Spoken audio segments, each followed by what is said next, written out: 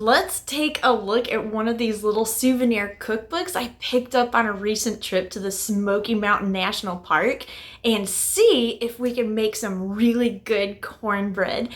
And the reason I picked cornbread is to, of course, use up some of the cornmeal we also bought at the Smoky Mountain National Park. So let's go ahead and taste test it and see how it holds up. And here's the cookbook that we're going to use. Some of you may remember me picking this up. I got it for $8.95.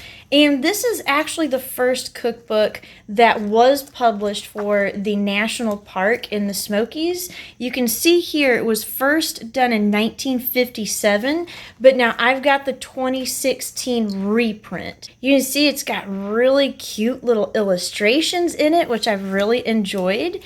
And the recipes look really good. We have a lot of very traditional mountain foods. Now there's quite a few little cornbread recipes in here. You can see here's the Smokies cornbread, but that's not the one we're gonna do. I actually thought this one looked better. So let's go ahead and do this one. But a cornbread would not be complete without some beans and collard greens. So you can see here I got some Georgia grown collards. Now this says triple washed, but I'm actually going to go ahead and wash them in some vinegar just in case. You know, you never know sometimes with bagged greens and lettuces. So I'm just going to go ahead and wash those. I've got some onion. I'm going to need to get some garlic out. And then I'm going to do some beans. Now, you may be wondering why we're doing just a can of Bush's beans, which I'm going to dress it up a little bit with some fatback and stuff like that. But it's just me and Mitch, and I don't want a whole lot of leftovers. Usually when I want a ton of leftovers, I will just do some dried beans in my Instant Pot. But this time, I've got some other foods I need to use up in my refrigerator, so I really don't want a big meal that's gonna last us for several days. So for today, a can is going to be completely sufficient. And here's the bag of cornmeal that we're gonna use. You can see it is from the Great Smoky Mountains National Park. And if you watch that episode, you will actually see us getting it from that mill. And it's really cool. I absolutely love it. I highly recommend you going to see it and buying some cornmeal if you ever come in this area. So let's go ahead and get our stuff ready.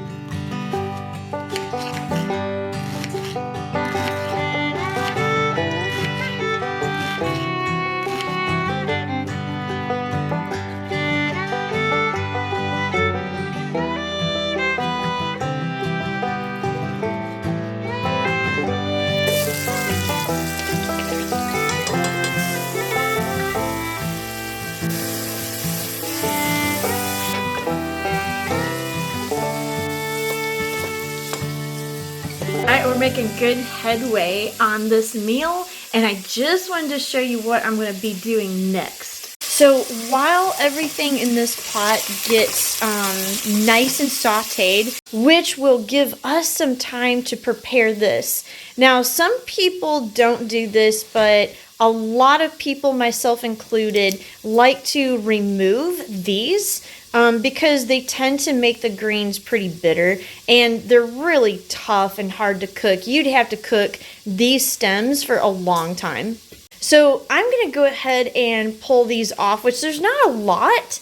It looks like that company I bought them from kind of destemmed them quite a bit already. So there's just a few of these large pieces that I'm going to go ahead and pull off. And then I will save them to add to this really large bag of kitchen scraps that I've been putting in the freezer.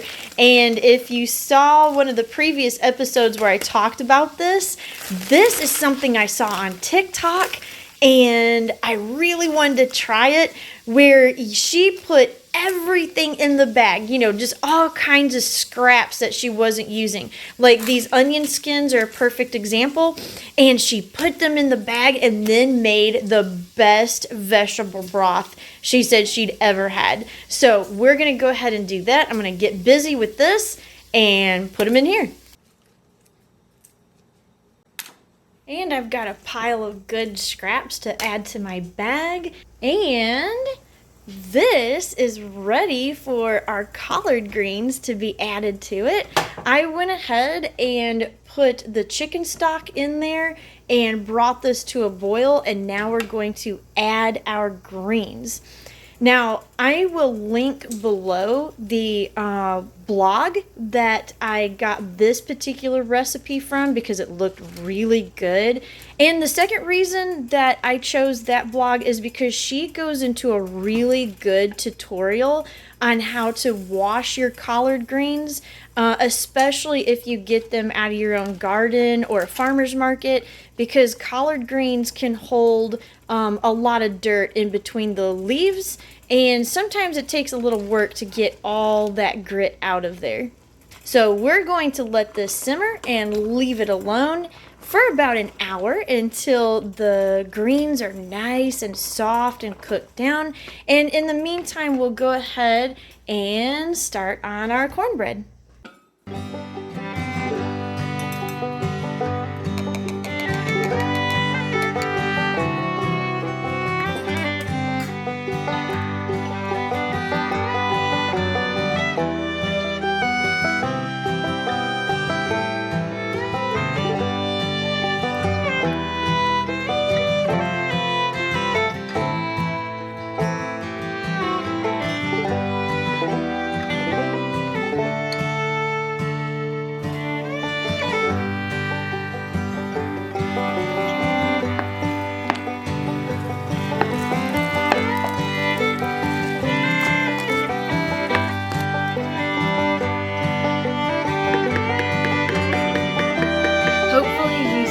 That little sizzle as I was putting the cornmeal batter into the skillet, and that's because I had put the skillet in the oven with a little bit of Crisco just to melt that into the bottom, and that is really the key to a spectacular cornbread. Get that skillet really, really hot at the same temperature as your preheated oven. In this case, it was 425.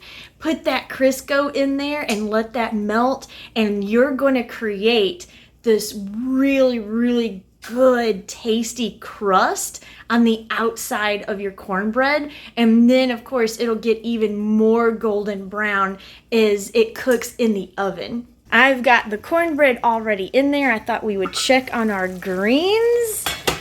Ooh, those are looking really good. They're also smelling really good. Cooking in that little bit of bacon fat and chicken broth is really where the flavor is going to come out in these. So we're going to let that continue, and we will not salt and pepper this until they're done. And then I have got a mess to clean up in the meantime. That cornbread was messy business, and I'm going to hold off doing anything with these beans until probably the last few minutes that these two are cooking over here, because this is not going to take long at all. So let me get busy with that, and then I'll check back in when we're almost ready.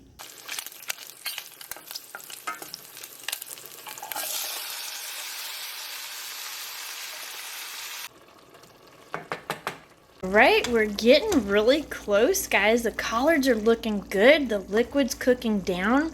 And oh, that cornbread looks good and it's ready. Let's go ahead and pull it out.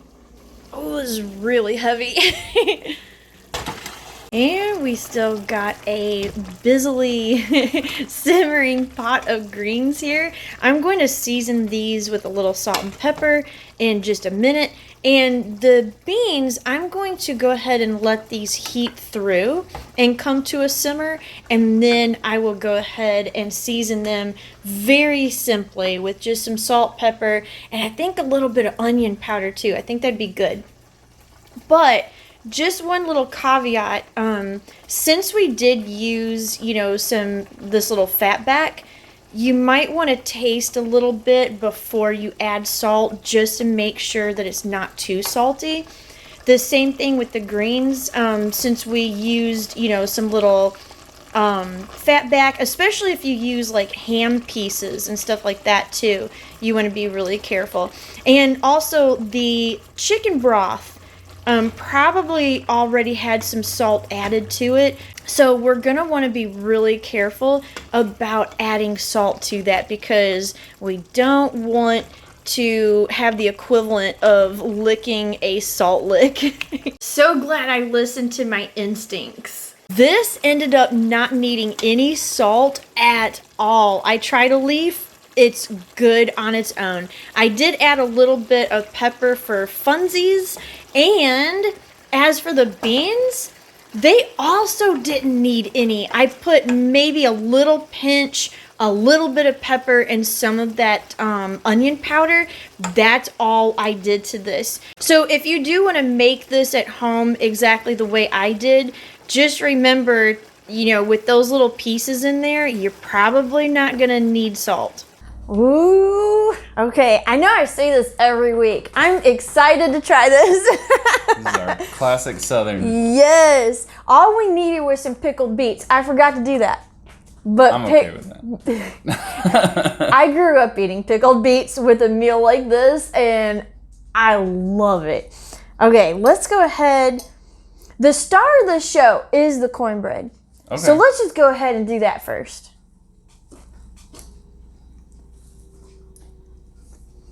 Okay, so I'm just going to say this. I did not expect this cornbread to beat my mom's cornbread. Now, it didn't. I know she's watching this. And she's going to be like, no, it does not. It doesn't. But it's the closest I've personally come to making a cornbread that I like just as much. Yeah. Yeah. Like, this is... When you think of Southern cornbread, and you have like a happy memory of a Southern cornbread, this matches that happy memory. Does that make sense? Mm-hmm.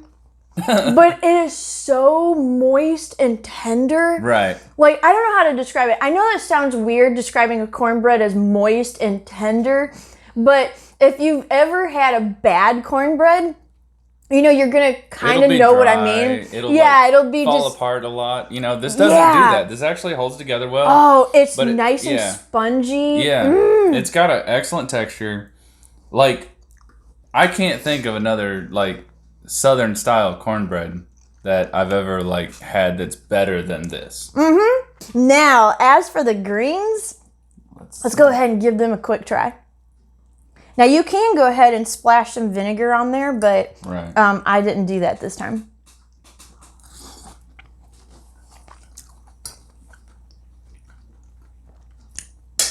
Oh. Oh, my gosh. Okay, that is perfection also. This is it right here. Yeah. This is the greens. The equivalent of, the cornbread... every childhood memory you have of eating, this kind of meal brings back that nostalgia. And your nostalgia is usually better than it actually was. Yeah. But this tastes exactly like that nostalgia. Oh, yeah. Does that make sense? This is home. Mm-hmm. If you grew up in the South or if you had Southern parents as a transplant, this is home. Yeah. This is absolutely home.